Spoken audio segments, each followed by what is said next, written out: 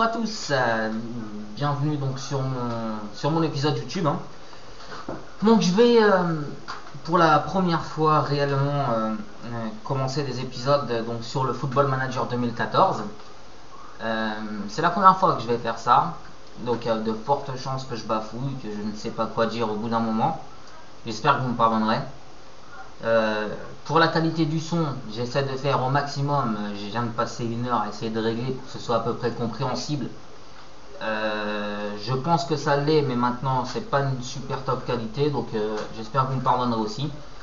Voilà, pour le reste, eh ben, je vais essayer de vous faire partager mon épisode, enfin ma future aventure, ma future carrière, donc avec le Gazélec d'Ajaccio du National. Je me suis dit que prendre de la Ligue 1, on a déjà vu ça.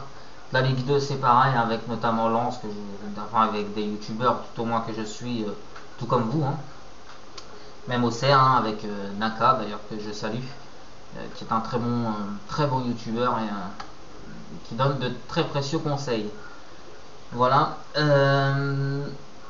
Donc moi donc j'ai décidé de commencer par le national avec un club qui est descendu de Ligue 2 donc la saison dernière. Alors on va partir de rien, donc avec une équipe donc qui malheureusement a connu une descente, donc le but étant de essayer de remonter tout de suite et après s'installer dans la Ligue 2 pour essayer un jour de trouver l'élite avec un nouveau stade et tout ce qui s'ensuit. Voilà, donc j'ai mis le pack photo. Je pense que maintenant il y en a une paire qui le mettent, hein, il n'y a pas que moi. Donc voilà, le pack photo, je pense que vous savez où le trouver, hein. Et ainsi que les photos des stades. Donc là on voit clairement mon stade, hein, assez vieillissant, hein, de toute façon année 1961 avec une capacité de 2700 personnes. Sachez que aussi le Gazélec je les ai jamais entraînés, hein, c'est la première fois, hein. Voilà. Donc l'état du stade est mauvais, bon ça on s'attendait pas à mieux de la part du Gazélec. Voilà. Pour le reste, je pense que déjà pour le début je vous ai tout dit, donc je ferai des épisodes assez régulièrement, mais j'essaierai de pas en faire trop dans la saison parce que au bout d'un moment c'est sûr on va décrocher, autant moi que vous. Donc le mieux c'est que j'essaie de m'en tenir à 3, 4, peut-être 2, 3, mais des épisodes en essayant de faire des épisodes de 20 minutes, 15-20 minutes. Alors je vais pas me mettre un chrono sur le truc pour regarder.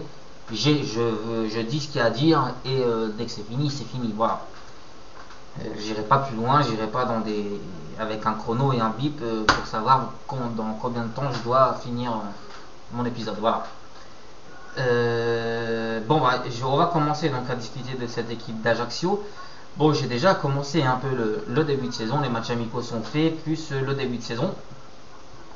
On va passer directement aux recrues. On va parler de tactique. Non, on va d'abord parler tactique parce que c'est quand même le plus important. Donc j'ai décidé de jouer un 4-5-1, ce qui accrochait je trouve le mieux avec mes joueurs. Donc il y a eu beaucoup d'arrivées, enfin il y avait quand même 3-4 arrivées là, en plus des titulaires.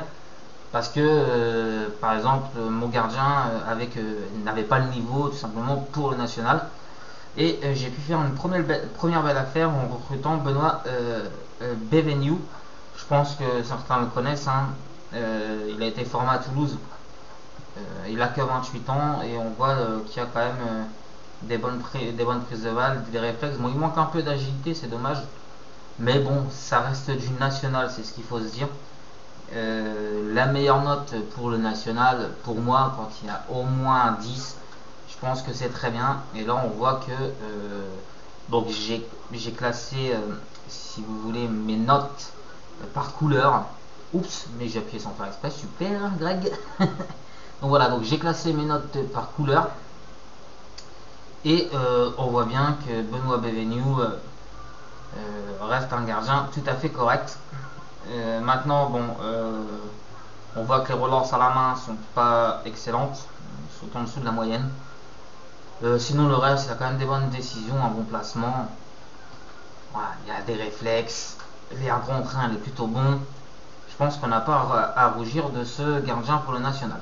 Voilà la première bonne affaire avec le Gazélec. Alors, ce qui fait que j'ai 4 gardiens. On a 2 sur les transferts, bien sûr, hein, pour les vendre, c'est un peu plus difficile. Alors, j'ai essayé de les libérer, mais ça me coûterait trop cher. Voilà. Donc, la deuxième affaire que j'ai fait, il me fallait absolument un défenseur central de couverture. Je n'avais pas de défenseur central de couverture. Donc, je me suis dit dans ma tête, pour qu'il joue en couverture, il faut déjà qu'il soit rapide. Donc, voilà, avec les filtres, j'ai décidé de mettre au moins un 10 en accélération et vitesse. Et ensuite, je trouve qu'il doit être fort en tacle pour la couverture et de la tête. Ça, c'est le plus important. Bien sûr, la concentration et je crois que le sang-froid, je sais plus si je l'avais mis, bref. Et voilà, ça pour moi c'est le plus important. Vous voyez quand le placement n'est pas très bon. Donc n'oublions pas, en national, il y aura forcément des joueurs où ils seront pas bons partout. Donc là j'ai choisi pour moi, j'ai choisi la meilleure façon, enfin la meilleure, pour moi les meilleures caractéristiques je trouve dont il a besoin, qui est l'accélération, la vitesse, le marquage, la tête. Pour moi, si j'arrive déjà à réunir ça, c'est très très bien. En plus, il a quand même un 12 en détermination, ce qui est pas mauvais pour le national. Voilà, je veux dire, je peux pas me plaindre de ce joueur. Maintenant, je suis d'accord avec vous qu'il y a quand même des manques dans dans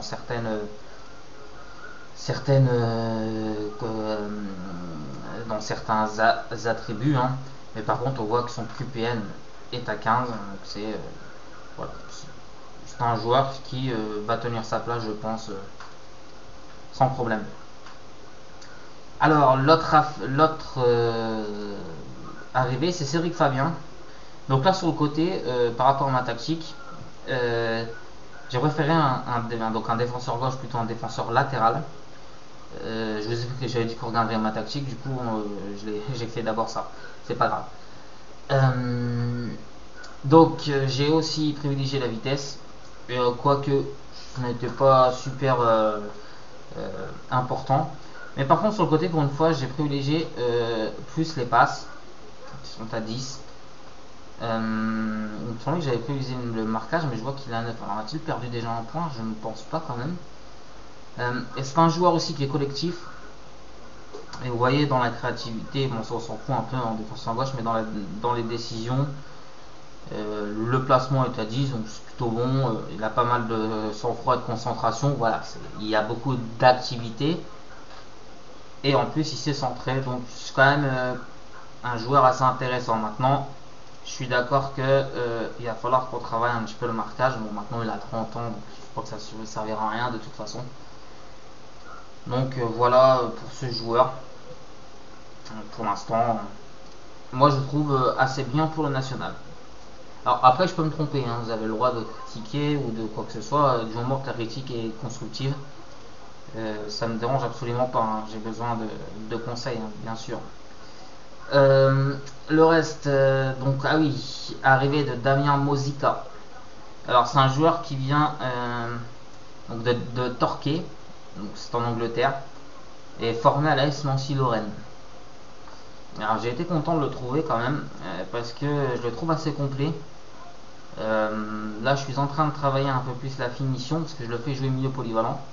Enfin, oui, milieu polyvalent. Et du coup, il y a un tout petit manque de finition pour essayer de marquer un peu plus. Voilà.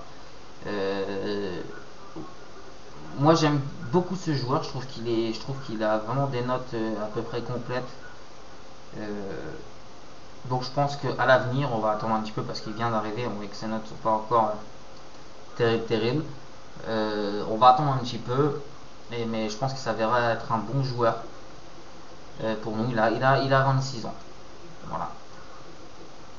Je vous laisse l'admirer. Donc il y a Daniel Mosica donc, que j'ai fait venir aussi et Jérémy l'Empereur.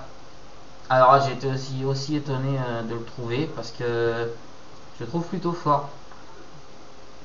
Donc sur les côtés pareil, donc là j'ai préféré quelqu'un avec de la percussion, hein, un peu plus de percussion, c'est-à-dire qui va provoquer pour centrer, qui aime bien dribbler, dont le choix de dribble qui est à 14 avec des centres qui sont pas mauvais, hein, à 11. Pour moi, c'était le plus important. En plus, lui, il joue le long de la ligne de touche, donc alors ça c'est encore mieux pour nous. Maintenant, c'est clair qu'il y a des choses, voilà, un 9 en décision, bon, bah, on va dire, pas un joueur très intelligent, mais il prend pas toujours les bonnes décisions, mais bon, comme je dis, il faut accepter le fait aussi que toutes les notes soient pas au top. Voilà, donc ouais, c'est un joueur qui sera plutôt personnel, hein, mais pour l'instant, il me le rend bien parce que souvent il déborde et il centre. Donc tout va bien. Enfin, je veux dire, pour moi, c'est une bonne recrue. C'est un joueur qui a joué essentiellement, qui a fait beaucoup qui a été formé à Lens, mais qui a fait beaucoup de clubs espagnols et après il est remis en France, hein, en passant par la Belgique puis la France. Assez intéressant. Enfin, pour moi, je trouve qu'il est assez intéressant. Euh, donc voilà, et devant il n'y a rien eu d'autre. Donc voilà mes recrues, donc il y a eu juste ça en recrues. Euh, donc j'ai plutôt renforcé et j'ai laissé partir quelques personnes, dont un certain Poggi. Donc d'ailleurs je vais vous regarder, mais je vais vous le mettre, mais il faut que je le retrouve hein, parce que non, zut. Alors, à chaque fois j'ai du mal avec les tableaux là.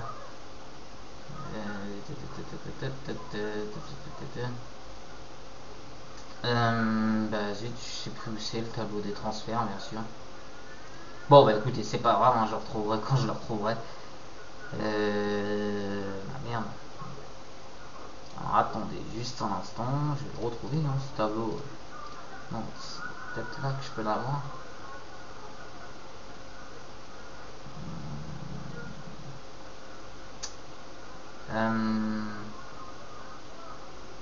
Non, bah je vais pas le trouver, hein. Bah, ah non, le là, je crois. Donc ça c'est tous les transferts. Bon, bah écoute, on va y arriver. Hein. Ouais. Ah bah je suis vachement déçu, je me souviens plus du tout. Non, et pourtant il me semblait que c'était là.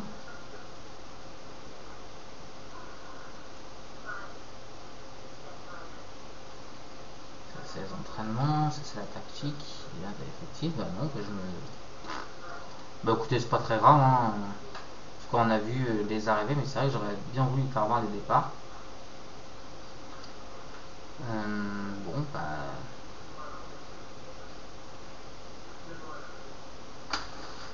Ah bah, du coup, attends, non, bah écoutez, je me suis. Ah, mais si, voilà. Voilà, enfin. Voilà, donc l'historique des transferts est ici. Donc moi j'ai laissé partir Kelly là. Je l'ai laissé partir parce qu'elle avait 36 ans, demandait un salaire plutôt gros salaire. Pourtant on voit bien qu'il y a quand même qu'il y a des qualités assez intéressantes, mais le fait d'avoir un 9 en dribble déjà ça m'a refroidi. Et donc je bois mon café en même temps. Et le fait, je sais plus, il y avait ça qui m'avait refroidi, voilà, ces appels de balles un peu sur le côté qui sont un peu dégueulasses. Et puis son âge, et puis voilà, hein, ça m'a assez refroidi, donc j'ai préféré le laisser partir. Ensuite, Rafik Boudjira, que je laissais partir, bon bah, avec vous-même, même s'il a 20 ans, ça reste assez limité, quoi. Boudjira, je l'ai laissé partir. Et celui-là que j'ai laissé partir, mais là, en payant, donc voilà, vous voyez bien qu'il est très fort, hein, il a signé au Havre. J'ai préféré le laisser partir parce que déjà, il y avait un gros salaire. Et ça rentrait pas vraiment dans ma. Enfin, c'est pas que ça rentrait pas dans ma tactique, je dis n'importe quoi. C'est que j'avais déjà quelqu'un. Si vous préférez, je voulais pas avoir deux gros joueurs à droite. Normalement, à la base, c'est Ali Emadi. Maintenant, Ali Emadi s'est blessé pendant au moins 3 semaines, donc voilà. Mais donc j'ai préféré moi garder Ali Emadi parce que j'aimais bien ses dribbles, ses centres. Il y avait ce qu'il fallait là où il fallait pour moi, donc à part comme je vous dis, hein, toujours ce manque de décision. Euh, Sinon ça s'avère être un bon joueur. Donc j'ai préféré laisser partir Poggi, mais c'était surtout aussi pour recruter tout ce que j'ai pu recruter là, parce que forcément ça a un coût. Donc, et puis Poggi de toute façon ne voulait pas rester, hein, étant donné que le Havre était intéressé. Voilà, il est parti quoi. Donc voilà un peu pour l'équipe. Donc on va jouer un simple 4-5-1 qui est presque de base. J'ai pas fait beaucoup de changements parce que je trouve que à part ici, donc j'ai mis un stopper qui est Flippy et un défenseur central de couverture donc qui est l'arrivée de Dia. Pourtant ces notes ne reflètent pas vraiment sa qualité de jeu parce que je le trouve pas mauvais depuis le début de saison. Mais enfin on y reviendra de plus près. Voilà donc à part ça, donc mon milieu défensif, j'ai décidé de laisser Julien François. Collinet qui va jouer plus axial d'attaque. Alors malheureusement j'ai pas le choix. Je n'ai toujours pas trouvé ce milieu avec de la finition, des appels de balles, enfin qui soit beaucoup plus offensif. Là quand on voit quand même, c'est assez limité au niveau appel de balles et finition. Bon, comme je dis, 9 c'est pas non plus très grave dans cette division quoi. Donc on a Modica. Voilà, hein, donc il y a quand même quelques défauts, hein, pareil, hein, la même chose, hein, la finition appel de balle. C'est peut-être d'ailleurs qu'on peine un peu à cause de ça, hein. Au milieu de terrain, mais bon. Donc on a toujours celui-là de défense donc qui va rester derrière le ballon.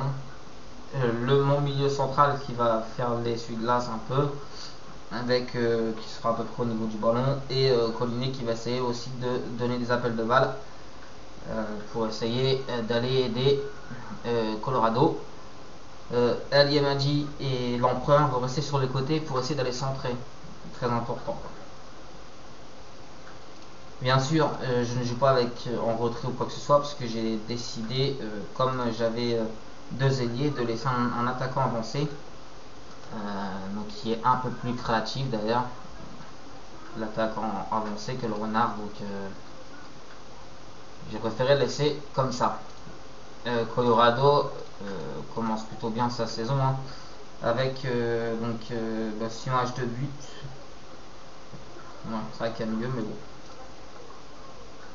On va pas se plaindre non plus pour l'instant, c'est que le début de saison. Donc voilà un peu pour l'équipe. Donc je vais vous présenter les résultats pour l'instant. Donc les matchs amicaux étaient plutôt durs, mais bon, on était en pleine construction de l'équipe. Nous avons perdu 2-1 face à Niort. Vraiment dommage quoi, cette défaite là, parce qu'on a plutôt bien joué. Donc ensuite on a été gagné face à Dunkerque, on a fait un nul face à Colmar, on a gagné face à Orléans, Orléans qui est pas une mauvaise équipe, Orléans qui est une très belle équipe. On a reçu le Restar où on a gagné 1-0. Ensuite on était à la Vannes, ils étaient premiers et on a fait un but partout, et là on vient de concéder donc notre première défaite face à Strasbourg, 1-0 à domicile, donc c'est pas très bon. Maintenant il faut comprendre aussi que j'ai pas non plus un gros effectif en termes de quantité et que forcément il y a des matchs où on va lâcher, et là c'est ce qui s'est passé, hein. De toute façon on a fait vraiment un bon match. Donc voilà. Donc pour cette fois-ci je vais pas vous faire voir d'épisode, enfin de but ou de quoi que ce soit. En gros c'est une vidéo de présentation, hein, pour les futurs épisodes. Donc voilà, le Gazélec, on commence avec. J'espère qu'on va être nombreux,